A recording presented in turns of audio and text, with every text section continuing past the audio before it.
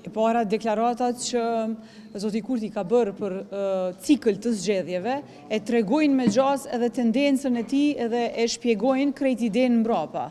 Ne sot sapo e përfunduam mbledhjen e kryesisë dhe pam një agjendë të ngjeshur që po sillen anëtar të ri të bordeve dhe ka një shpërfaqje totale për tendencën për kapje institucionale. Krejt kjo dinamike shpjegon që ne jemi duke shkuar në zgjedhje, por jemi duke shkuar në zgjedhje sepse partia më e madhe nuk po prodhon një zgjidhje për zgjedhjen e presidentit. Është partia më e madhe që ka numrin më të madh të deputetëve dhe që në bazë të kushtetues i takon përgjegjësia më e madhe për ta zgjedhur presidentin. Dhe vërtet është fatkeqësi, një është për shkak se është tepër fatkeqësi kur qytetarët e shohin si potencial për të qeverisur, ja e besojnë dikujt me një masë kaq të madhe dhe në anën tjetër nuk kemi as qeverisje të mirë e as zgjidhje të problemeve kruciale. Por në zëvendësim të kësaj, vetëvendosje po na jep një krizë të re politike, ku qytetarët do të lihen të vetëm e ai do të qeverisë, kryeministri do të qeverisë i pambikëqyrur. Do me thënë tipike për një sistem autoritar ku një kryeministër dëshiron të prodhoj më shumë kriza për të qeverisur i pambikëqyrur. Dhe vërtet kjo është për keqardhje. Por në anën tjetër edhe tendenca për t'i kapur të gjitha institucionet, duke përfshirë bordet. Shikojeni agjencionin për akreditim të institucioneve të arsimit të lartë, ne sot jemi dëshmitar të futjes së një pike të kalimit të bordit të kësaj agjencie me shpejtësi të dritës, me kandidat të paverifikuar, edhe me procedurat të shkelura në brenda institucioneve që i kanë zgjedhur ato. Ne do të jemi dëshmitar që para syve tonë të shohim një kapje totale të institucioneve që në kushte normale dhe në bazë të kushtetutës tonë do duhet të ishin të pavarura. Por partia më e madhe i ka numrat dhe po ja mundson vetës që t'i kap këto institucione.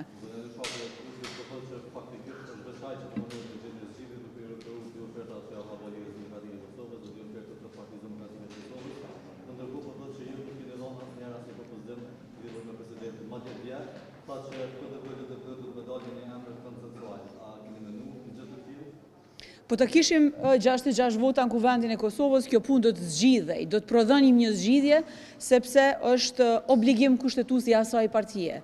E para. E dyta, nuk mund të kërkosh nga partitë që nuk i kanë numrat, që ata t'i japin emra, sepse nuk i kemi numrat, po t'i kishim, do të propozonim. Do të propozonim ose do të gjenim emër konsensual. Dhe e treta është vërtet fatkeqësi kur një njeri me kaq shumë fuqi edhe me kaq shumë legjitimitet nuk arrin të prodhoj një zgjidhje. Madje thret partitë politike në negociata, pret që duhet t'ja përkrahim një kandidat totalisht partijak, me librezë partijake. Nuk është se ne kemi diçka kundër zotit Konjufca, por është paradoksale dhe absolutisht e papranueshme që në negociata për me zgjedh një president konsensual, vjen një propozim për kandidat partijak. Këto e ka thënë vetë zoti Kurti që nuk do të kemi president me librezë partije dhe ndërkohë që propozimi i tij vetëm është Glau Konjufca. Edhe kjo është për një men është e papërgjithshme si veprim.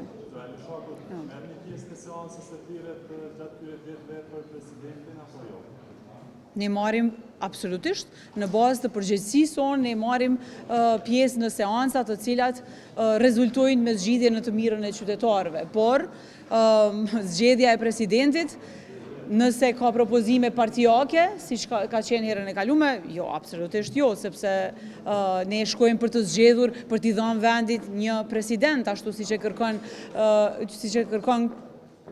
kushtetuta e Kosovës, por jo një zgjatim të një partisë madhe e cila tenton t'i kap të gjitha institucionet kryesore të vendit. Nuk i takon qeveria dhe presidenca të njëjtës parti. Kushtetuta e sheh këto të dyja si fuqi ekzekutive ku do të shprehet balansi në mes të partive politike. Presidenti paraqet unifikim, i paraqet përfaqësimin e më shumë se 66 deputetëve. Do me thoni kërkojnë 81 deputet.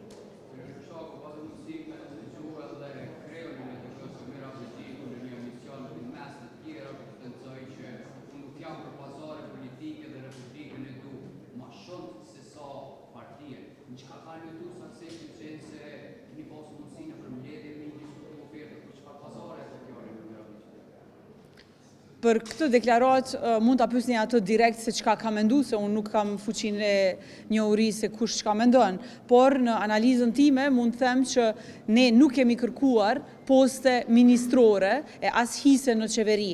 Ne kemi kërkuar një marrëveshje për zgjedhjen e presidentit, sepse ashtu siç vetë kryeministri e ka bërë edhe e ka deklaruar vetë rendin e gjërave, fillimisht e ka bërë kuvendin e Kosovës, pastaj e ka zgjedhur qeverin, po të donte që të bashkëqeverisnim do të kishim diskutime të tilla qysh në janar, e jo tani. Tani është koha e zgjedhjes së presidentit dhe jo të një zgjatimi të qeverisjes edhe me presidencën nga vetvendosje. Dhe kjo është e papranueshme për neve. Këto janë çështjet së ardhmes. Nuk kam ndonjë përgjigje tani për momentin, por do të ketë zhvillime, do të ketë bashkim të së djathtës së qendrës në Kosovë, do të ketë një lëvizje të re, pak më të gjerë se sa që kemi parë deri tani. Faleminderit.